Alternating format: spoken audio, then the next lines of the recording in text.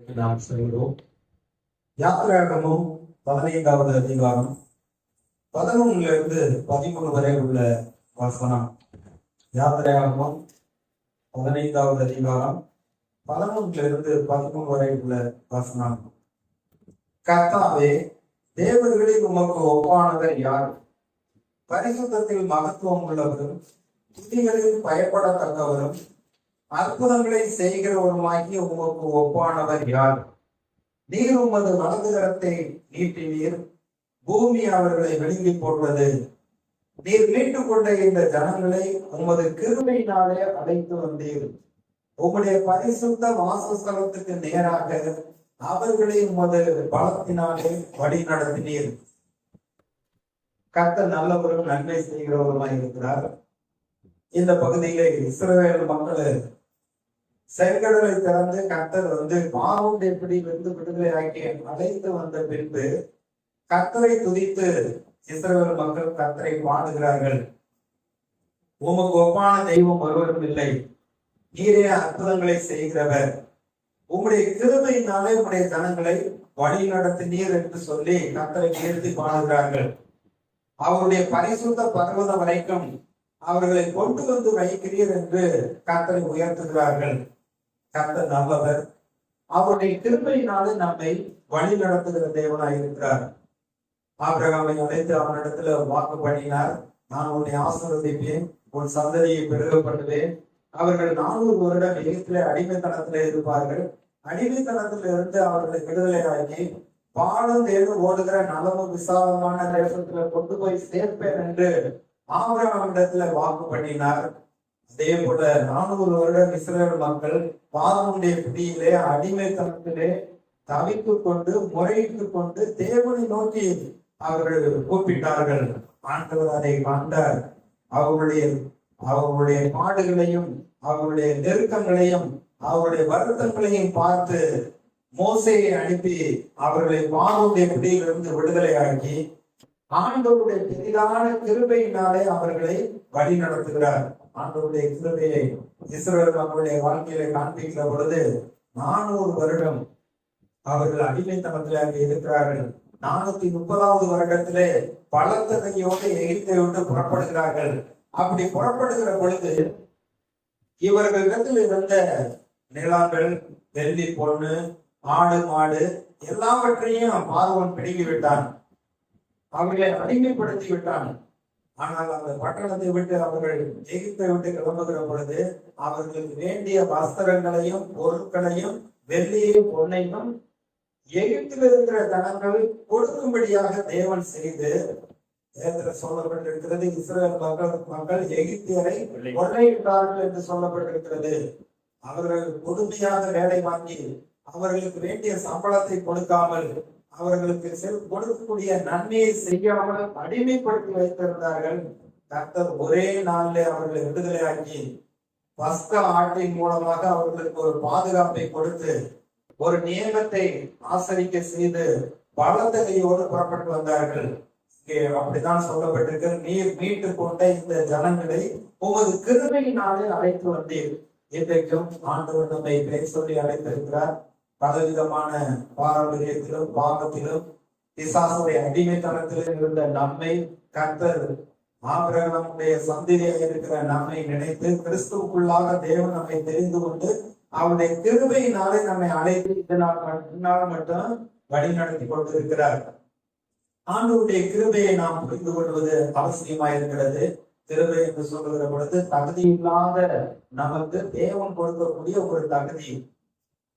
பாவியா இருந்தோம், அடிமைத்தனத்துல இருந்தோம், ஆனா நம்மை அழைத்து பரிசுத்தப்படுத்தி அவருடைய பிள்ளையாக மாற்றி இருக்கிறார். இதை குறித்து எபேசியர் 2:8 சொல்லப்பட்டிருக்கிறது, கிருபையினாலே விசுவாசத்தை கொண்டு ரட்சிக்கப்பட்டீர்கள், இது உங்களால் உண்டானதல்ல, இது தேவனுடைய ஈவு. நம்முடைய பாவம் போவதற்கு நாம் எதுவும் செய்ய வேண்டியதில்லை. இயேசுவை விசுவாசத்தை ஏற்றுக்கொண்டான போதும் அவருடைய ரத்தம் நம்மை கழுவி பரிசுத்தப்படுத்தி அவருடைய பிள்ளையாக மாற்றி இருக்கிறது. இது தேவனுடைய கிருபையாக இருக்கிறது. அது மாத்திரமல்ல, யாக்கோபு 4:6 சொல்லப்பட்டிருக்கு, அவர் அதிகமான கிருபையை அளிக்கிறாரே. தாழ்மை உள்ளவர்களுக்கு கிருபை அளிக்கிறார். பெருமை உள்ளவர்களுக்கு தேவன் எதிர்த்திருக்கிறார். அவர் அதிகமான கிருபையை கொடுக்கிறார்.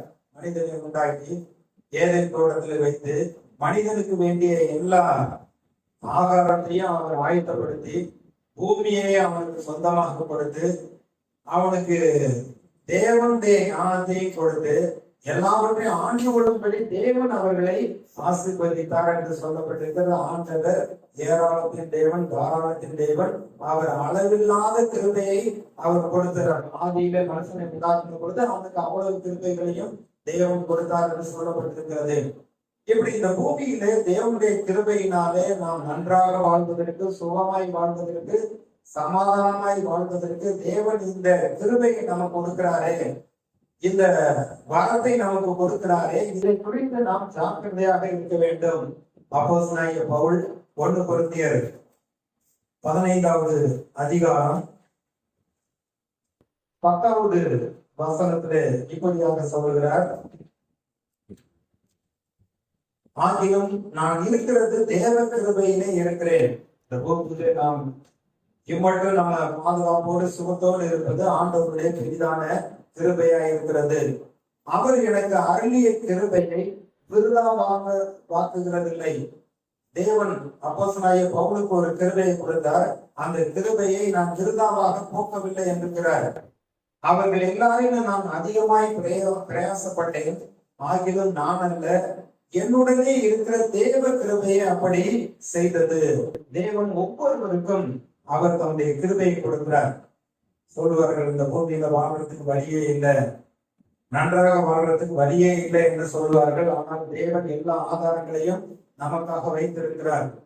ஒருத்தர் நல்லா பாடுறாருன்னா தேவன் அவர்களுக்கு நல்ல ஒரு பாடக்கூடிய ஒரு திறமையை கொடுத்திருக்கிறார். நன்றாக வாசிக்கிறார்கள் என்றால் வாசிக்கக்கூடிய ஒரு திறமையை கொடுத்திருக்கிறார். நன்றாக எல்லா மனிதர்களும் பேசக்கூடிய ஒரு வரம் இருக்குமானால் அதுவும் தேவன் கொடுத்த வரமாய் இருக்கிறது.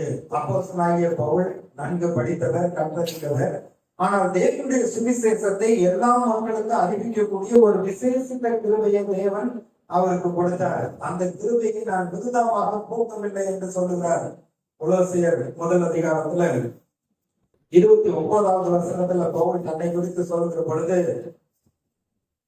28, 29, எந்த மனுஷனையும் கிறிஸ்து இயேசுவுக்குள்ளாக தேறினவனாக நிறுத்தும்படிக்கு அவரையே நாங்கள் அறிவித்து எந்த மனுஷனுக்கும் புத்தி சொல்லி எந்த மனுஷனுக்கும் எல்லா ஞானத்தோடு உபதேசம் பண்ணுகிறோம். அதற்காக நான் எனக்குள்ளே வல்லமையாய் கிரியை நடப்பிக்கிற அவருடைய பலத்தின்படியே போராடி பிரயாசப்படுகிறேன். கிருபையாக நம்மை ரட்சித்திருக்கிறார், மீட்டிருக்கிறார். அவருடைய கிருபையை அளவில்லாமல் கொடுத்திருக்கிறார். அந்த கிருபையை நாம் போக்கடிக்க கூடாது. இந்த பூமியில சுகமாக, வெற்றியாக, ஆசீர்வாதமாக வாழ்வதற்கு வேண்டிய ஆதாரங்களை நமக்கு கர்த்தர் கொடுத்திருக்கிறார், வைத்திருக்கிறார். அதை புரிந்தவர்களாக, அதை அறிந்தவர்களாக நாம் செயல்பட வேண்டும். சொன்னாரு, வீண் மாயம் பெற்றுக் கொள்கிறவர்கள் தங்களுக்கு கிருபையை போக்கடிக்கிறார்கள். வீணான மாயான, நம்மை ஏமாற்றக்கூடிய, வஞ்சிக்கக்கூடிய, இல்லாத பொருட்கள் மீது இல்லாத மாயான காரியங்கள் அவைகளை விட்டுவிட்டு தேவனுடைய கிருபையை நாம் காத்துக் கொள்ள வேண்டும். அப்படி தேவனுடைய கிருபை நமக்கு என்ன கொடுக்கிறது என்றால் 2 கொரிந்தியர் 8வது அதிகாரம் 9வது வசனத்திலே இங்கே கர்த்தருடைய வார்த்தை இப்படியாக சொல்லுகிறது. 9வது வசனம், நம்முடைய கர்த்தராகிய இயேசு கிறிஸ்துவின் கிருபையை அறிந்திருக்கிறீர்களே, கிருபையை நீங்கள் அறிந்திருக்கிறீர்களே சொல்றார். அவர் ஐஸ்வர்யமானவராய் இருந்தும் நீங்கள் அவருடைய தரித்திரத்தினாலே ஐஸ்வர்யவான்கள் ஆகும்படிக்கு உங்கள் நிமித்தம் தரித்திரமானாரே. இந்த பூமியில தரித்திர குடும்பத்துல, ஏழ்மையான குடும்பத்துல பிறந்தது தப்பல்ல. சாகிற வரைக்கும் நான் இப்படி ஏழ்மையிலே தரித்திரத்திலே வாழ்வேன் என்று நீங்கள் நினைத்து கொண்டு இருக்கிறது தான் தவறு. எந்த குடும்பத்தில் வேணாலும் பிறந்திருக்கலாம். ஆனால் உங்களை மேன்மைப்படுத்த, உயர்த்த ஆண்டவருடைய கிருபை பெரிதாக இருக்கிறது. இங்கே சொல்லப்பட்டிருக்கிறது, சிலுவையிலே அவர் மரித்தது நம்முடைய பாவத்துக்காக மாத்திரமல்ல, நம்முடைய வியாதியை சுகமாக்குவதற்காக மாத்திரமல்ல, நமக்கு சமாதானத்தை கொடுக்கிறதற்கு அதற்காக மாத்திரமல்ல, நமக்கு ஐஸ்வர்யத்தை கொடுக்கும்படியாக சிலுவையிலே அவர் நமக்காக தரித்திரரானார். ரோமர் 5வது அதிகாரம் 21வது